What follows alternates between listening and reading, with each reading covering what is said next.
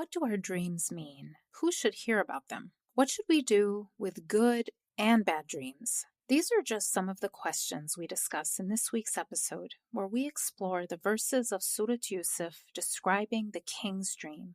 Make sure to stay until the very end when I share my absolute favorite ayah of the entire surah and why it blew my mind. This is Quran Conversations, the podcast for anyone who wishes to unlock the meaning and healing power of the Quran. I'm your host, Dalia Mogahed, an author, researcher, and a student of the Quran. I'll be in conversation with one of my dearest teachers, Imam Muhammad Majid, a scholar of the Quran and longtime family counselor and congregational leader. This week we discuss Ayah 43 to 49, detailing the king's dream and Yusuf's interpretation, alayhi salam. If you're enjoying this podcast, please review it in your podcasting platform. It helps us more than you know. Quran Conversations is sponsored by Fawakih, an online learning platform for Quranic Arabic that I myself use. Start your journey in unlocking the language of the Quran. Go to fawakih.org/journey. We hope this podcast encourages your own reflective journey with the Quran. Make sure to stay until the end to hear this week's reflection prompt. For more spiritual insights, follow me on Instagram at Dalia Mogahed. Without further ado, let's dive into the episode. Assalamu alaikum. This is Dalia Mogahed, and I'm joined by my teacher, Imam Muhammad Majid, for another episode of Quran Conversations, and we are starting with Ayah 43. Imam Majid, would you like to start reading? Yes. This is an ayah that was the king have seen the dream. أعوذ بالله من الشيطان الرجيم وقال الملك إني أرى 7 بقرات سمان يأكلهن 7 عجاف و7 سنبلات خضر وأخرى يابسات يا أيها الملأ افتوني في رؤياي إن كنتم للرؤيا تعبرون. The king said, I dreamed about 7 fat cows being eaten by 7 lean ones, 7 green ears of corn, and 7 others that were withered. Counselors, if you can interpret dreams, tell me the meaning of my dream. So this is a major turning point in the story. Some people get confused. He's a different person. He's the king of all of Egypt. And he has this dream that he needs interpreted. Yeah, this is the dream that led to Yusuf alayhi salam at the prison. Mm-hmm. It's a dream that have changed Yusuf alayhi salam's life and changed the life of Egyptians. It's a dream that led to saving millions of people at the time, because not only in Egypt, but across the region. And the amazing things about this is it's called the historical miracle of Quran, because the rulers during Yusuf alayhi salam time were called kings. The rulers during Yusuf alayhi salam called pharaohs. During Musa's time. The Quran took during Musa alayhi salam called pharaohs. During Yusuf alayhi salam called kings. But during Musa alayhi salam, that was a different era. But the pharaohs, they took over from this group of people, and they then punished Bani Israel, who the descendant of Yusuf alayhi salam, who were helping the kingdom at the time. The Malik, the king, have seen this dream, and he was confused about it, what this dream was all about. And as we said in the beginning of this journey of Surat Yusuf, There's something called ru'ya, and there's something called hilm.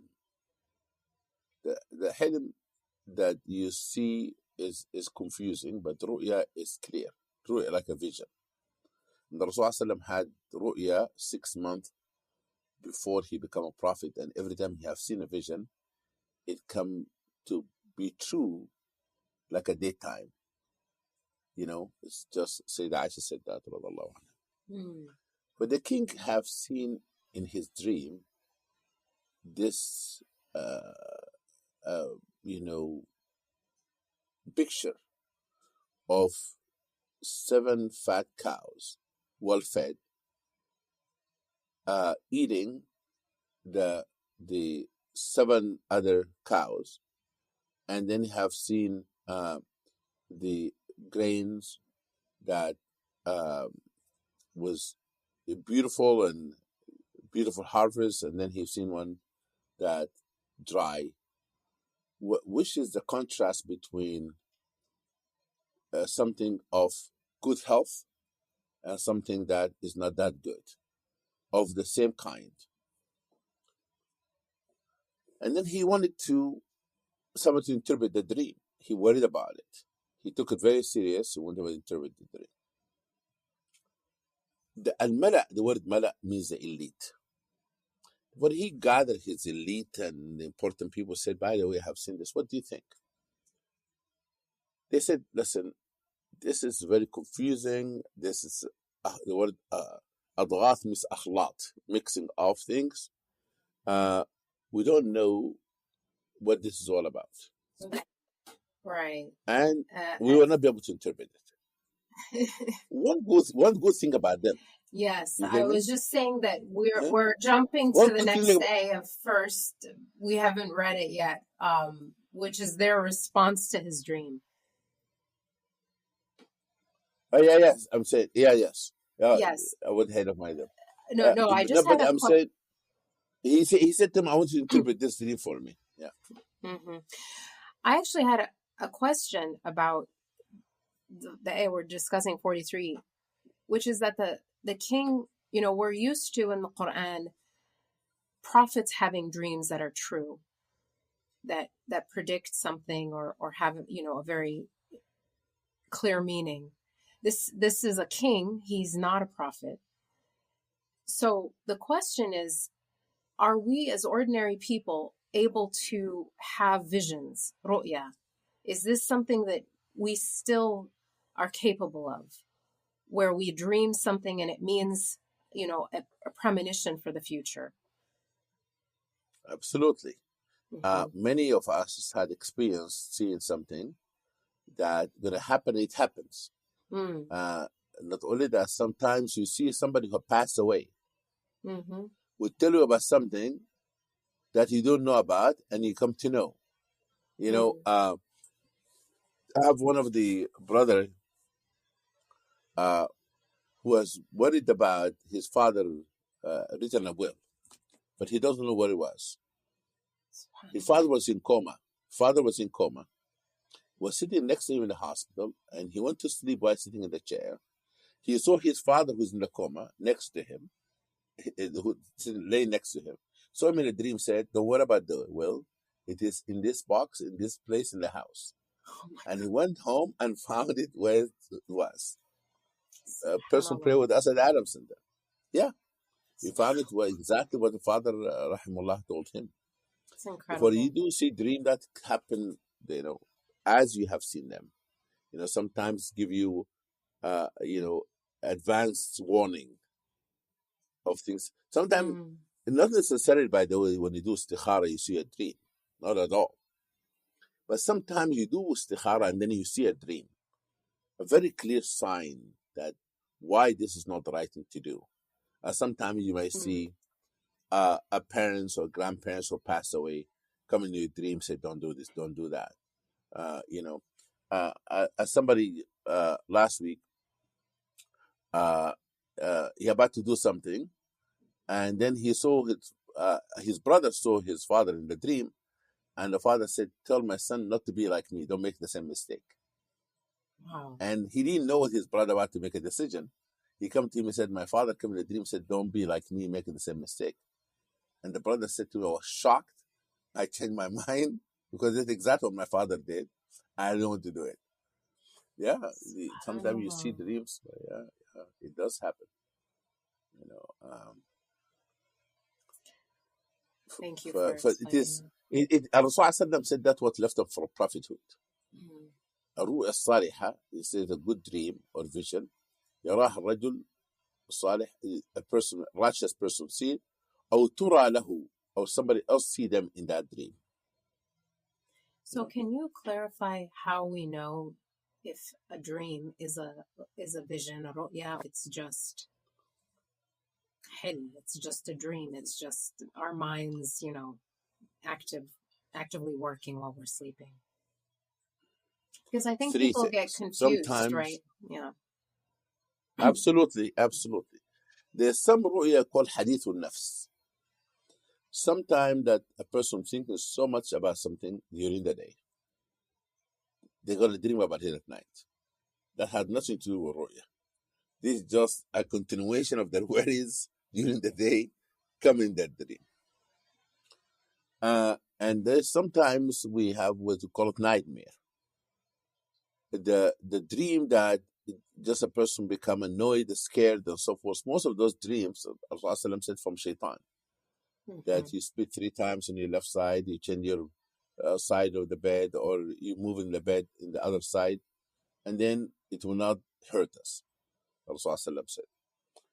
The third is the ru'ya that comes so clear, and it is the remembrance of it.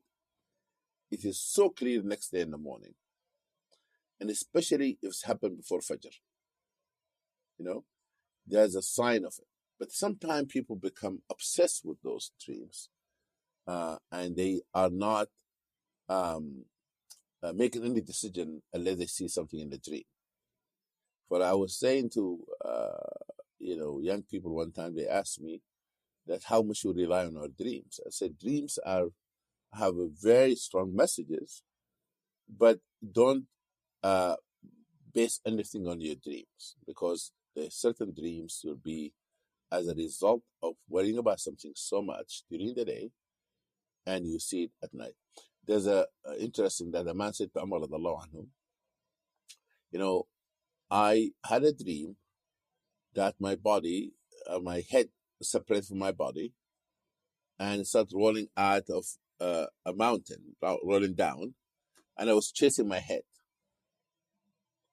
Umar radiallahu anhu said, please don't make fun of yourself and tell people about what Shaytan did to you at night. Don't even tell the dreams. That has nothing to do with that. There's no significance of this. He told him that. He said, don't talk about how Shaytan played you at night. Therefore, there's certain dreams that is just have no meaning, and from Shaytan. But some dreams have so clear messages. And one of the signs that you're remembering it, and it is something that you become concerned about it. But certain dreams, like seeing the Prophet Muhammad sallallahu alaihi wasallam. If you see Rasul in a dream, that you have seen him, because Shaytan does not come his shape and form. It's an amazing experience, actually, seeing the Prophet Muhammad sallallahu alaihi wasallam in a dream. So it's good to kind of outline a couple of things. One is to not repeat our nightmares, right? To not retell them. Yes, absolutely. The second thing is, when we have a beautiful dream, I believe there are some rules around who to tell that dream to. Yes. Can you outline what we should do when we have a beautiful dream? Yes. In the beginning of this surah said that Yusuf alayhi salam, his father said, don't tell your dream to your brothers, because they are not going to help you. Exactly. They may become jealous, have envy, and so on. And this, by the way, dream not only in your sleep, but when you dream about something big in your life. give it to somebody that will encourage you and help you. Now, somebody will put you down and discourage you, and you're motivated and become less motivated because they shut it down and they shoot it down and said, "Oh, I don't think it's gonna work," and so forth. Instead of encouraging a person and give them the help they need, the emotional support they need to be able to fulfill their dreams. So The not Prophet everyone. said, "Don't exactly tell only person that whom you trust, and they will help you through it." Not everyone deserves to hear about your dreams. That's a very important Exactly. lesson. So Yes. Avoid posting about them online for one thing. Exactly. Only those who love you and want what's best for you deserve to hear about your dreams. That's a very important lesson. Absolutely. Absolutely.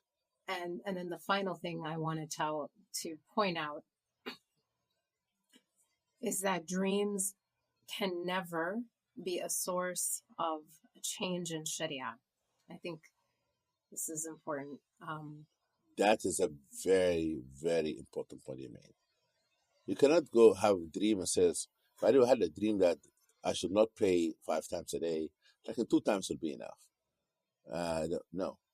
There's nothing in your dream can override what Allah has said, because you're not a prophet. You're not going to get the new revelations. No. Absolutely. There's many people that sometimes they're in cult. Yes. Where a person claims that they have authority, religious authority, to modify what Allah has said, because he or she have seen a dream. That's not religion. That's cult. Right. That's a very important point. Okay, let's go on and hear the response of the elite, the people in the court that don't understand dream interpretation, because it's important why, despite being surrounded by counselors and perhaps even elite scholars of other fields, the king, will need another dream interpreter to come in. So all of this is being set up for قالوا أضغاث أحلام وما نحن بتأويل الأحلام بعالمين. They said, these are confusing dreams, and we are not skilled at dream interpretation. So the good thing is they admitted that they don't know, right? They could have made something up to impress the king. Yeah. And this also shows us that the king was, in some ways, a just ruler, and one that you could tell the truth to.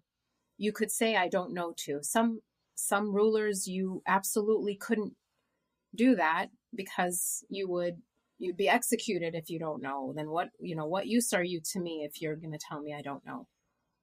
Mm-hmm. But this was a reasonable man, and therefore his subjects, the people around him, his advisors, could honestly tell him, these are just this is just a dream. Adghath wa ahlam, just kind of whispers in the night. We don't know what this means. Mm-hmm. Yeah. When do you know our limitation? Mm-hmm. When we say we don't know. Because sometimes we become, because I have a keyboard, and a computer, we become a scholar and making fatwas and judgment on people. And so, when do we know? So we don't know.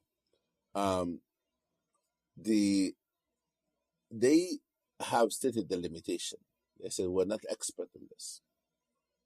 And what I like about what you just said, imagine if they give wrong interpretation. If this says this about you going to Disney World. Just making up. It could be anything. Or having a wedding party, whatever it is. But the fact that they say they don't know led to many other consequences, good outcome, which is that somebody else seeks somebody who's expert, and that person happened to be Yusuf, who is out of the prison, and the right person saved people's life. For this, sometimes when we say we don't know, that has give a person who's asking to go and seek the real help. Sometimes, for example, I said to my fellow imams, if somebody comes with mental health, and we say this is sihr, we ruin somebody's life. Yes. We have to say we don't know. I don't know what it is. This is not my area of expertise. But we have to know our limitations in dealing with issues. The other thing is that they could have said أضغاث أحلام, full stop. Yeah, like dismissive completely. But they said we are not be able to interpret it. That means there's a possibility, there's an interpretation could be of benefit that we cannot afford offer that. We cannot offer that. We don't know how. Which is sometimes when we don't know, then we say there's a possibility of there's other opinion. There's a possibility of a second opinion. I don't know about this. You can ask somebody else. That's a very important aspect of the response of those elite. Yeah, and I was just reflecting on the contrast between this and the people that Pharaoh surrounded himself with, both kings of Egypt, right? But had very different people that surrounded them. And really who a leader surrounds him or herself with is a reflection of them, reflection of their leadership. I can imagine if this dream occurred at the time of Pharaoh, his people would say, oh, this means you're going to rule for years and years in prosperity, oh great king.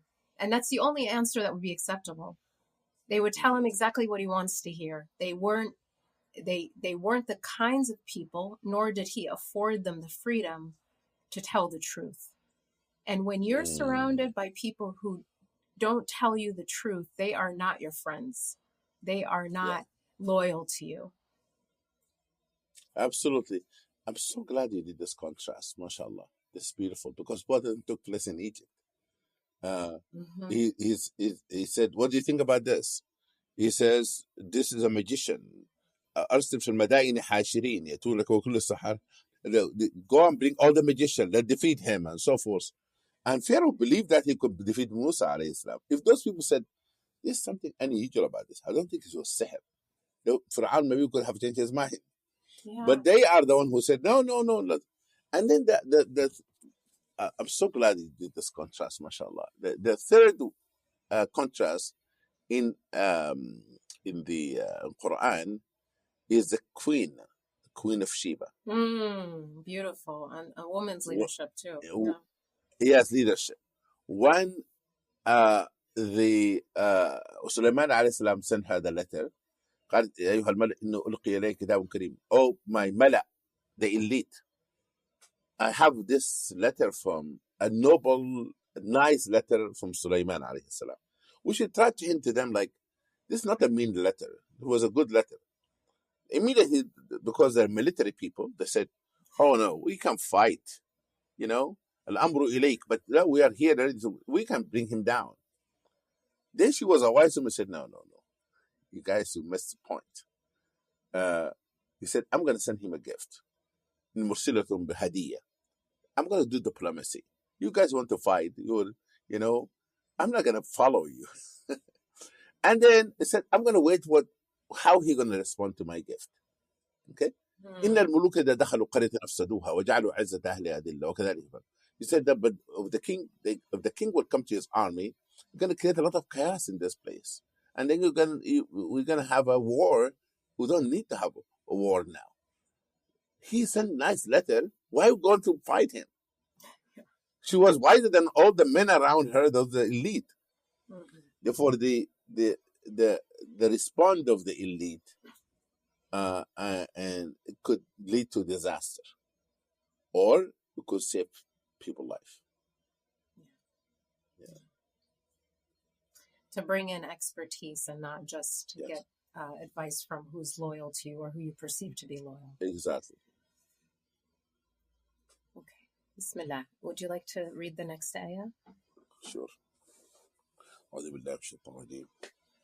وقال الذي نجا منهما وادكر بعد أمة أنا أنبئكم بتأويله فأرسلون.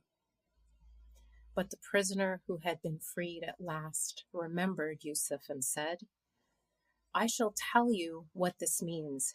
Give me leave to go. How was that? Okay. I said I it's lost you a very little bit. I don't interesting know if it's from how my side or your side. one's memory works.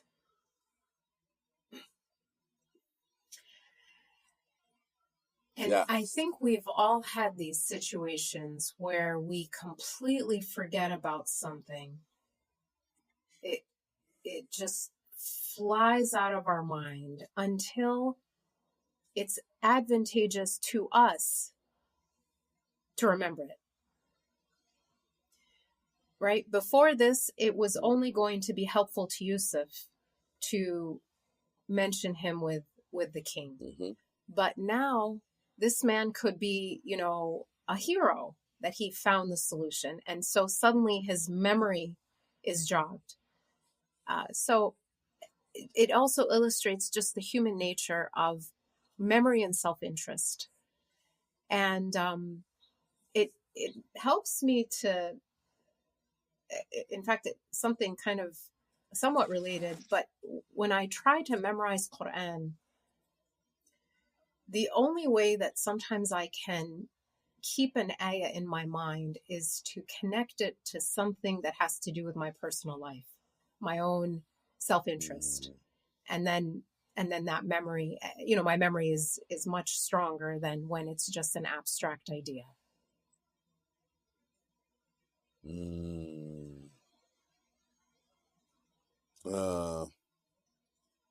It's a really interesting that, Allah subhanahu wa ta'ala made him forget Yusuf alayhi salam. Mm-hmm. Because wanted Yusuf to get out of prison with a more dignified way. Yes. If this guy was go to the king and says, my friend is in prison, he was a good guy and so forth, the king could have given amnesty, pardon him. Mm-hmm. But pardoning him, like he was guilty, been pardoned, he doesn't want that. Allah doesn't want that for Yusuf alayhi salam. And also, he wants Yusuf alayhi salam to be the source of saving all life of those people.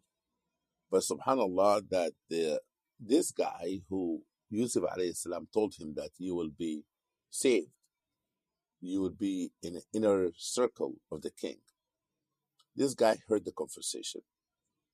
And then he said, I have someone can do it. I don't know what the ranking of this person in the palace, because remember, his role is to serve. He was serving people drink and so forth.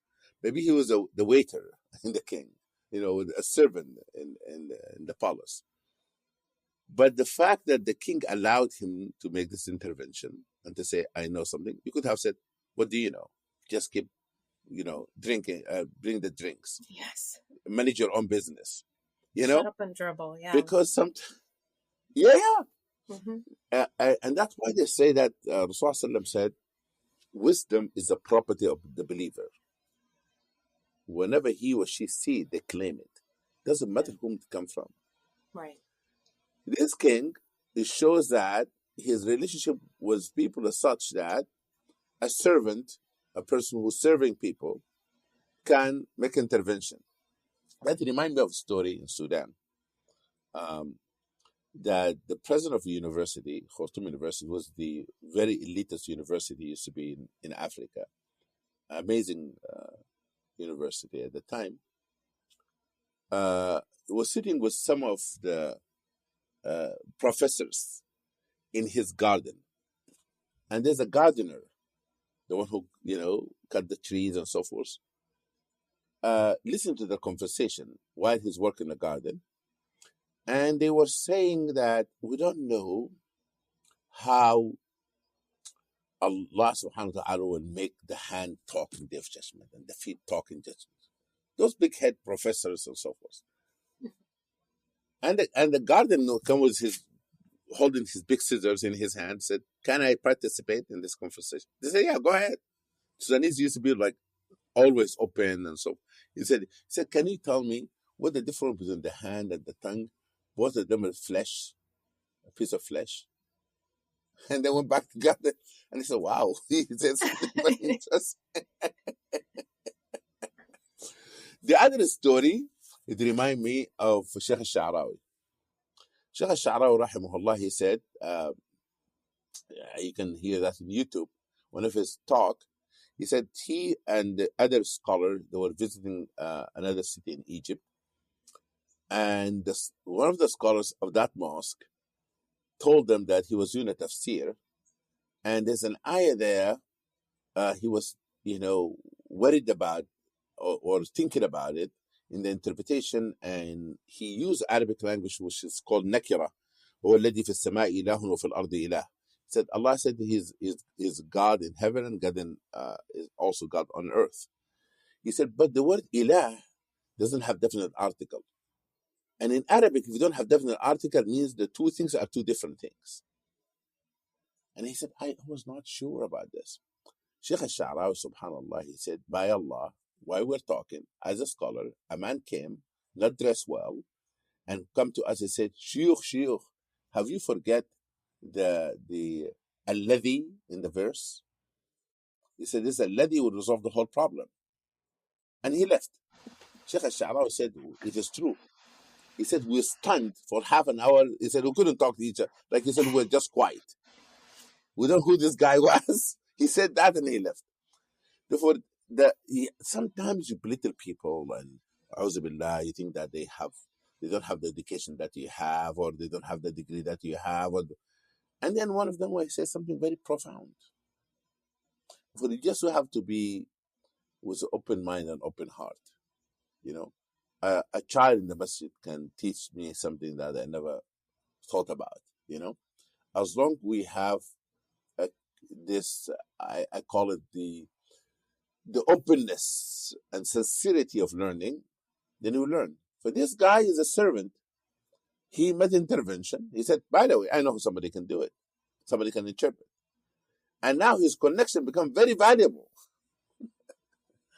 I don't know how much raise this guy get after that when he brought Yusuf alayhi salam. But it's amazing that he said, I know somebody can do this. Send me, give me permission to go and call them. It seemed like the king gave him the permission to do so. Yeah. It's so interesting that the very dream that Yusuf alayhi salam interpreted, the dream meaning was, you will be in this position with the king. And it was precisely in this position with the king that the dream meaning predicted. That was the reason that he was able to go back to Yusuf and ask him. It's not like his dream meant something completely unrelated. And, and the blessing of knowing Yusuf, having this, he would have still been in that position serving the king had that not. It's the fact that Allah wants to make this connection and enable this. There was no other way for them to know that this man rotting in prison was the solution, except that he had shared a cell with this servant who had ended up in prison for whatever reason and knew Yusuf alayhi salam. And it just it reaffirms this idea that never underestimate any human connection that you make. The person next to you on a train, your Uber driver.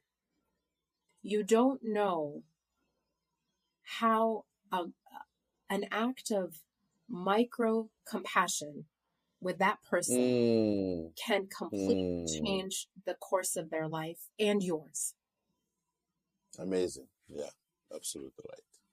Absolutely right. We have seen it in our own life. That sometimes you do something to somebody and then say, I will never forget what you told me 10 years ago. It changed my life. And so, you're absolutely right. I can read the next. هيا بسم الله الرحمن الرحيم.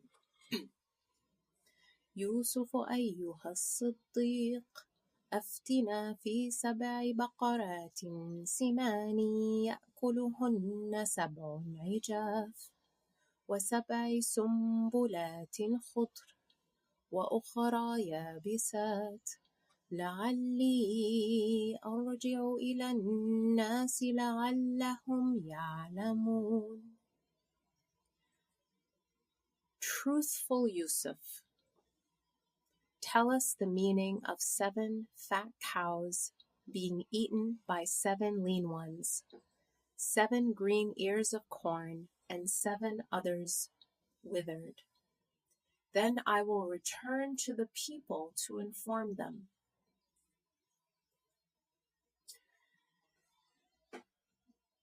I'm struck by one thing here more than anything else. And that is the man is coming to Yusuf, alayhi salam, who is in prison. He is in prison because of the people he's to help. He's to extend his expertise to help them. And he's not being offered anything in return. And yet it is completely expected that he will lend his help. Absolutely. But the quality that this man had mentioned about Yusuf, he said, Yusuf, ayyuha as-siddiq. That's the key. Yeah. He said, you are so truthful. You're so sincere. Oh, Yusuf, the sincere man, the honest man. And al-Siddiq, because whatever he told him about his dream come to be true. For I'm the evidence that you're Siddiq. Yeah. You're Muhsin, but you're Siddiq also. You spoke the truth. Because you told me what's going to happen to me after I leave the prison. That's exactly what happened to me. I'm here because of that. Therefore, he knows that Yusuf alayhi salam would not lie to him. There's a level of trust that was built between him and Yusuf alayhi salam. Therefore, he has confidence that Yusuf will say to him the truth, no matter what Yusuf alayhi salam feel about him being wronged in prison, and so he will not lie. He will not make up a story because, now the option actually to Yusuf alayhi salam have 3 options. One, say, I'm not going to interpret it. Get out of my face. Where have you been? You took off and then you forget about me. I'm not going to talk to you. Get out of here. Okay? Now the king you need to do a favor that you can become, get promoted in your job, but you forget about me. Get out. I'm not going to talk to you. You betrayed me. You could have said that to the man. The second thing that Yusuf alayhi salam could have said, okay, go tell me how much I'm going to interpret it. First of all, I need to get out of prison first. I need money. I'm not going to interpret free. I need something in return. The third, Yusuf have give wrong interpretation because he's so angry with Egypt and the legal system and how he was wrong. He said, let those people really die. Okay? I'm going to have revenge. I'm going to tell them everything will be all right. This is good. Keep doing what you're doing. I'm not going to interpret in correct way. That's the 3 options he had toward the society that have wronged him.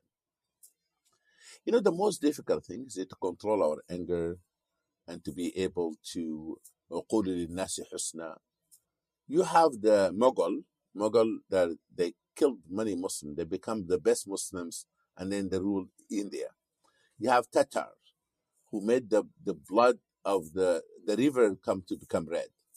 Tatars, Tatarstan, and they become Muslims. And therefore, don't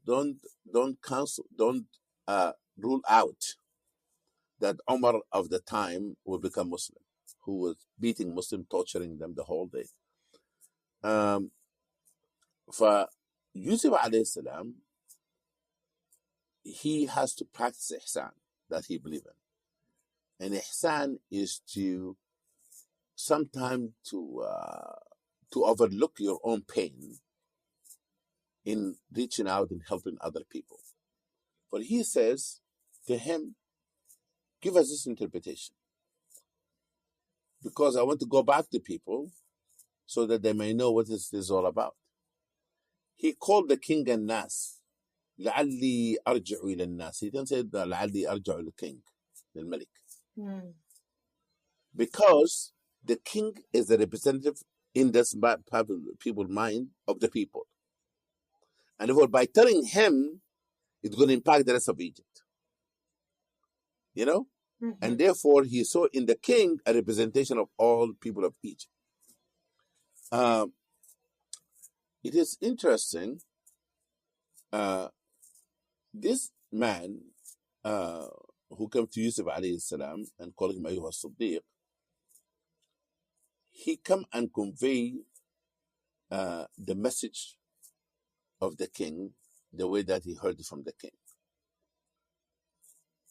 The ability to have people whom you trust in your inner circle convey a message on your behalf, and they know who you are and so forth, and those people, like what happened to Imam Shafi'i. Imam Shafi'i almost lost his life. Wasn't of Abu Yusuf, who is a Hanafi scholar, who saved him. He said to the king, "No, this is a good guy. Don't execute him."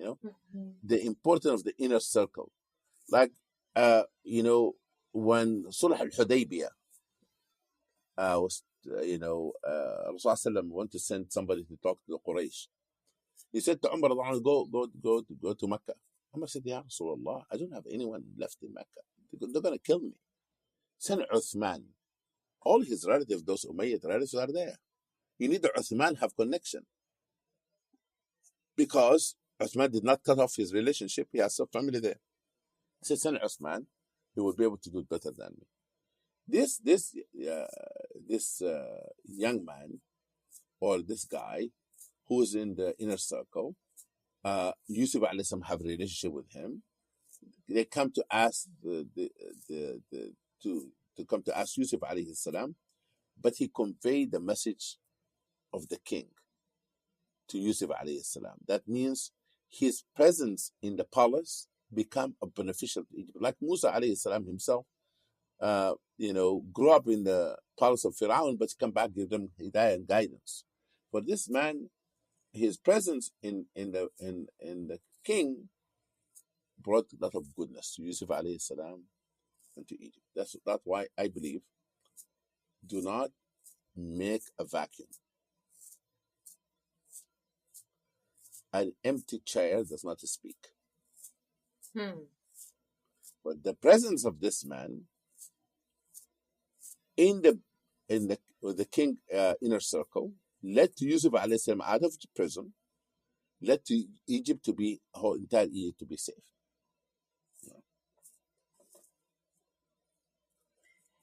I was also struck by, you talked about the word, Ayyuha Siddiq, O truthful one.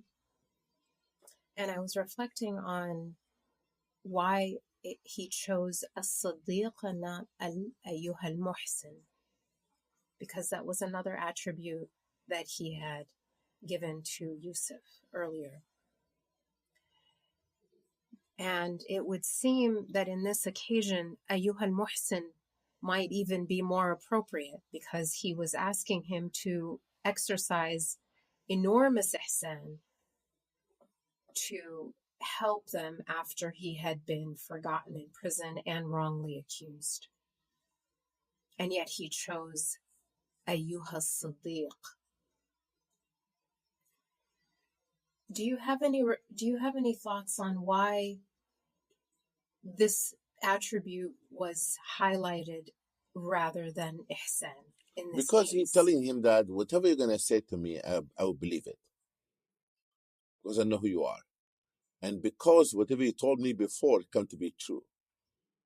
And also, I reminded to Yusuf alayhi salam, you are Siddiq. And remember, you told us who you are. You told us what kind of religion you have. You told us your value before. And your value is the value of a Siddiq. But I want you to remember that, you know, and also to soften the heart of Yusuf alayhi salam towards him, you know. Yeah. He says, oh Yusuf, oh yeah, no, you know, you أيها الصديق. That he made it to soften Yusuf alayhi salam heart also towards him. Yeah. But it is amazing that this attribute led to this man to talk about Yusuf alayhi salam when Yusuf alayhi salam asked for the job, because this man believed that Yusuf alayhi salam is sincere, is honest, and that's why when later was given the job, this guy like a reference. I know he's something. You know, yeah, subhanallah. But most of the scholars says that also, but because he knew that Yusuf alayhi salam will not even ask for anything in return. He's so sincere with whatever he does, he will not ask for any condition before he interpreted it. And I think it also illustrates that part of sidq is telling the truth, the whole truth, and not withholding any part of the truth in order to serve one's own agenda. That when we're asked for something, unless it's going to hurt someone directly to be truthful, that we should provide a full report of what we know. That is sidq. Exactly. And without conditions. So, subhanallah, absolutely.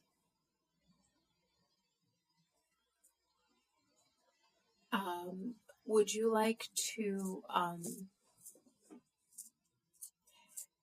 read the interpretation of the dream? And can I ask that you do the next three verses? Three. Yes, could I ask these and read the next three verses, which is together? The interpretation of the dream. Yes, all together. Now, أعوذ بالله من الشيطان الرجيم. قال تزرعون 7 سنين دأبا فما حصدتم فذروه في سنبله إلا قليلا مما تأكلون ثم يأتي من بعد ذلك 7 شداد يأكلن ما قدمتم لهن إلا قليلا مما تحصنون ثم يأتي من بعد ذلك عام فيه يغاث الناس وفيه يعصرون. Yusuf said, "You will sow for 7 consecutive years as usual. Store all that you reap, left in the ear, apart from the little you eat. After that will come 7 years of hardship, which will consume all but a little of what you stored up for them. After that will come a year when the people will have abundant rain and will press grapes." Yeah. SubhanAllah, there's so many lessons in the way that he interprets the dream. The first thing I just want to highlight is that he teaches us the lesson that when we have abundance, we should not be wasteful. That we should save for when there isn't enough, or when there is scarcity. Abundance is never going to last forever. And when it's abundance, it means abundance of time, money, even goodwill. Don't waste it. Save it for when there is scarcity. Absolutely. And then in the time of scarcity, you're able to sustain yourself. You're not going to starve to death. You're not going to fall apart. And this can even apply to human relationships.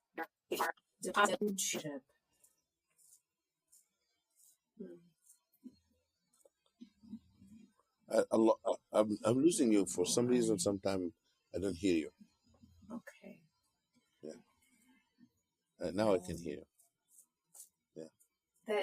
That sometimes even in the case of human relationships, we always have to be depositing, even when things are good and easy. Do extra things. Don't take the easy times for granted. Always be proactive in showing love and depositing good actions toward the other person, so that when things are hard, you have a cushion, you have something to draw from. So that idea of not taking for granted abundance, I think, is a very important life lesson. It's wonderful what you just said, mashallah.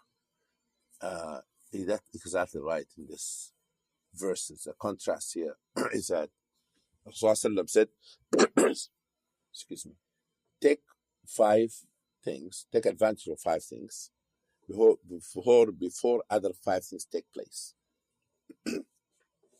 Take advantage of 5 things before other 5 things occurred. Take advantage of your life before death comes. Youth before becoming old age. Your money, wealth before you don't have means. Your health before you get sick. And your free time before you become busy. Right. All of this is just beautifully you have said that take advantage of abundance time. Don't take it for granted. The other things is that the connection excuse me, Yusuf alayhi salam made between the cows, 7 cows, and the 7 grains or corn of grains. He says that he could, because they used to use the cow to make the land ready for agriculture, and then you plant those grains. So he made a connection between the two. In our life, we have to look into symbolism. What are the things that symbolize this abundance in our life? That there's so many things in our life reminding us of the what Allah subhanahu wa ta'ala has provided for us. Sometimes we don't, for example, let me just talk about the environment, for example. Many people take this issue of environment very lightly. It happened that in Sudan, in one particular area, people were cutting trees a lot to build homes and selling their woods and so forth. That place have drought that led to people dying because of the absence of trees. Sometimes the trees symbolize something. Right. The presence of the tree symbolize the presence of the rain and other things and so forth. Therefore, it is very important for all of us that to see the animals in our environment also represent something in ecosystem. In one places, they brought animals in a particular area, they brought them back to that area, then they start seeing flowers, they start seeing things changes and so forth.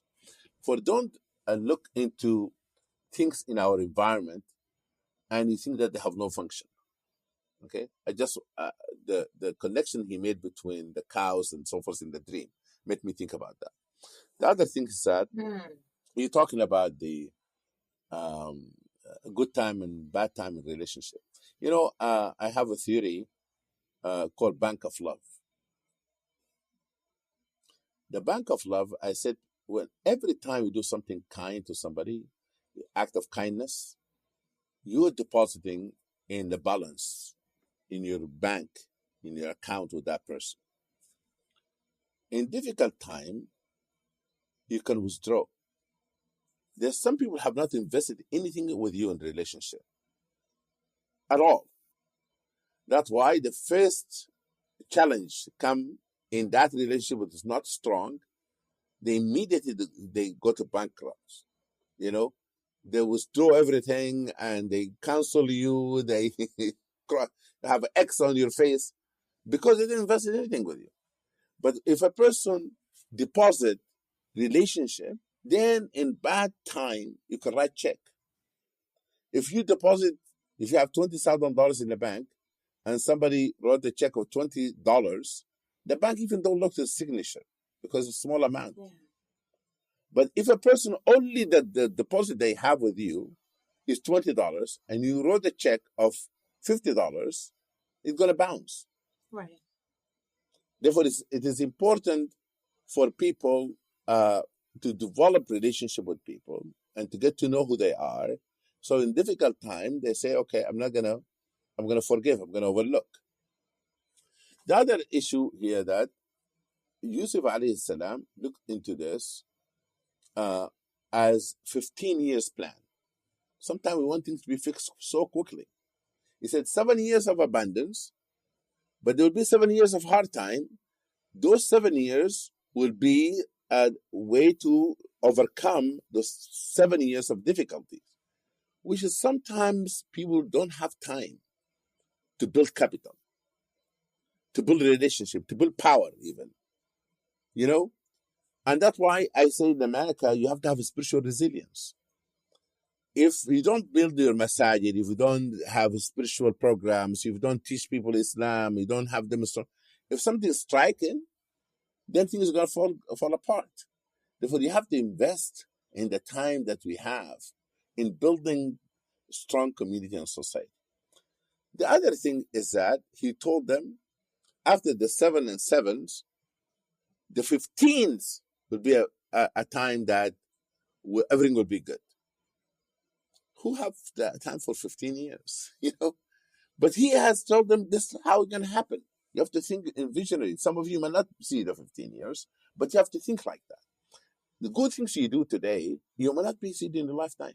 Like in Surat Al-Kahf, young people have done good things. They have seen it after 300 years. You should not be short-sighted. Things now. Let's plan it right. Therefore, he says that we're going to this whole plan, economic recovery plan, a 15 years plan. You have to accept it. And I want to preside over it, as you're going to see later. That's what he said to them. Amazing way of looking to things. That sometimes we take 15 years planning, and you have to do it right. And you have to also to prepare yourself for a bad season. There's a bad season in everything, in relationship, bad season in politics, bad season. But you have to use the good capital to overcome the difficult time. Sometimes, relationship, for example. You might building a relationship for 8 years, and people says, why are you building a relationship? I don't see the fruit. Wait until the hard time comes. Yeah. And then you're going to see why those relationships, we invested on those relationships.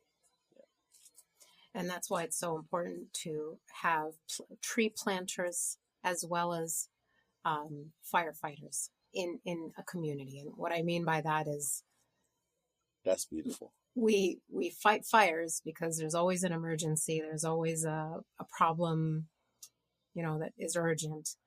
But unless we are also planting trees to prevent the fires, and that's the idea of abundance, right? Is you have to plant trees when things are calm and when things are stable, so that the environment is less brittle. And when there's a spark, it doesn't start a tree, it doesn't start a huge fire.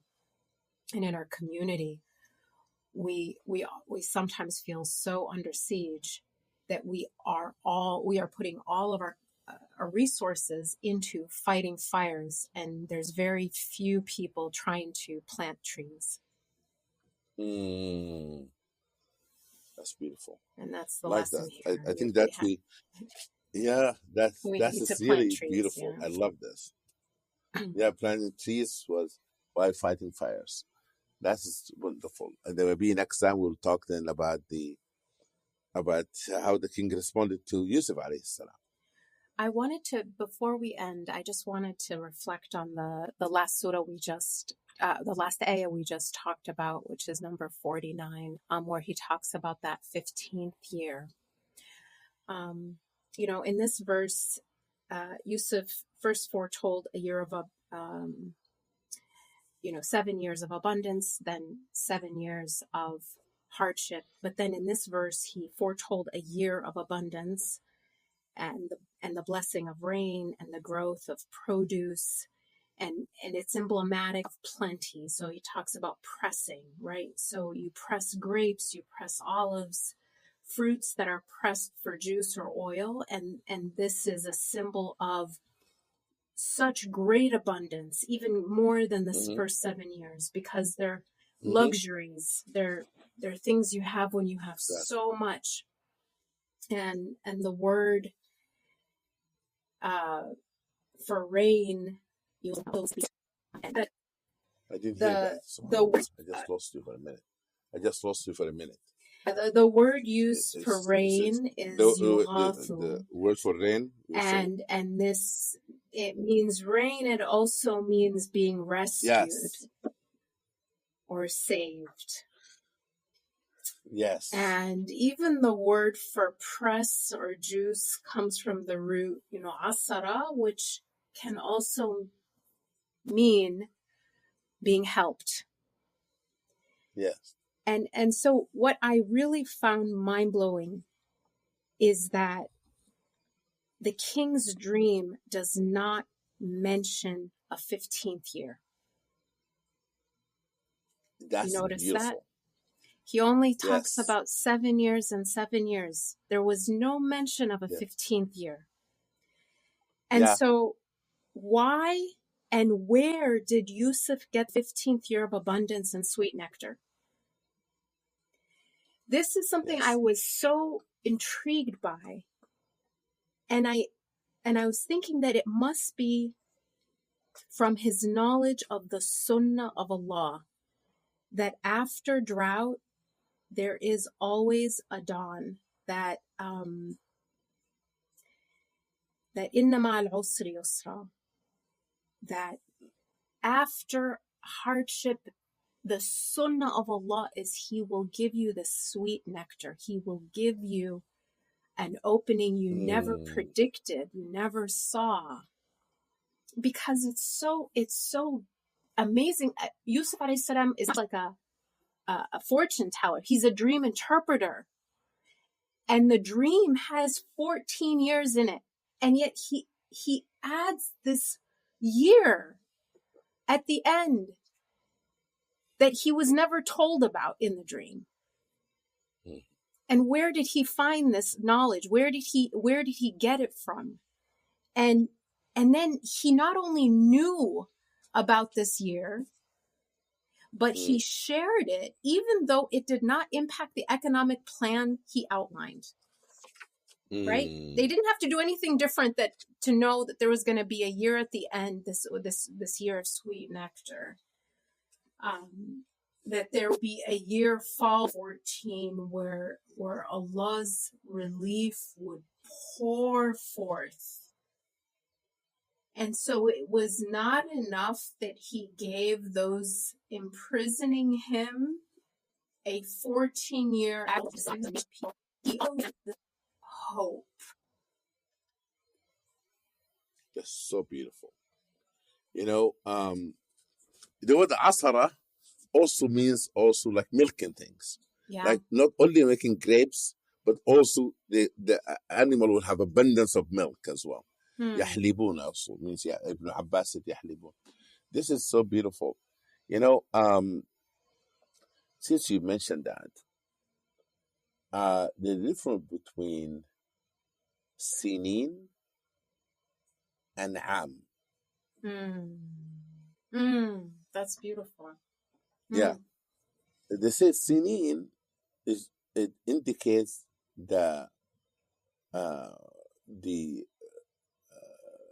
year of difficulty and hardship, but the am always it means a good thing's happening. Okay. Before he used the word the am and he used the word sinin.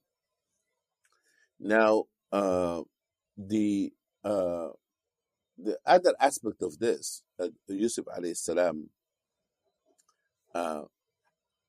telling the king that if I manage this, I might need the job later for 14 years. Because after this, everything will be good.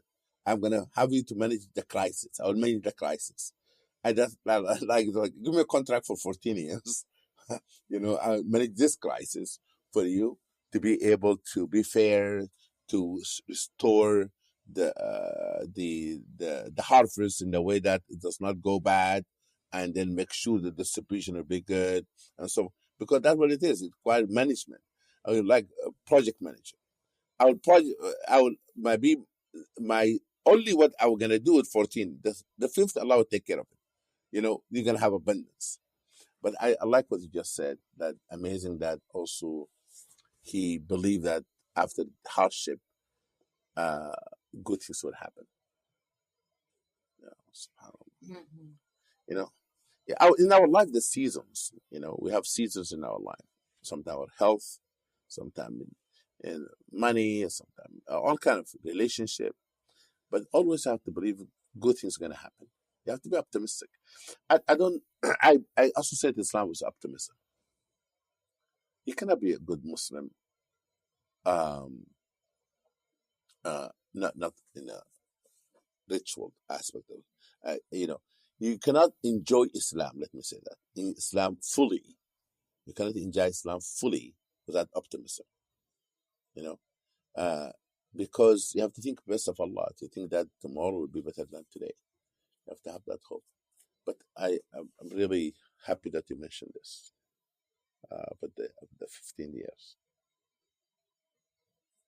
Yeah.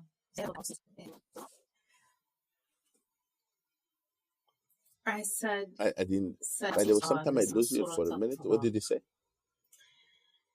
That Allah indeed will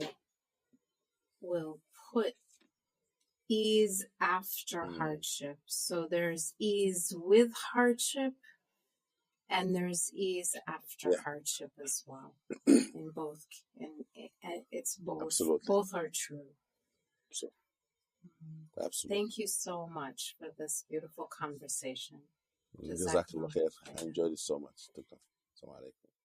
We hope you enjoyed this conversation, and if you did, as always, please leave us a review on Apple Podcasts and Spotify. Share this episode with others who may be interested in the meaning of the Quran. Also, we absolutely love to hear from our listeners. Tell us your reflections at Quran Conversations, our Instagram page. We read every single one. Finally, we hope this podcast encourages your own reflective journey with the Quran. This week's reflection prompt is this. In this episode, we discuss the 15th year, described by Yusuf alayhi salam as a year of plenty after 7 years of drought. What impact did learning this pattern of God's principles on earth have on you and how you think about difficulties in your own life? Until next week, salam.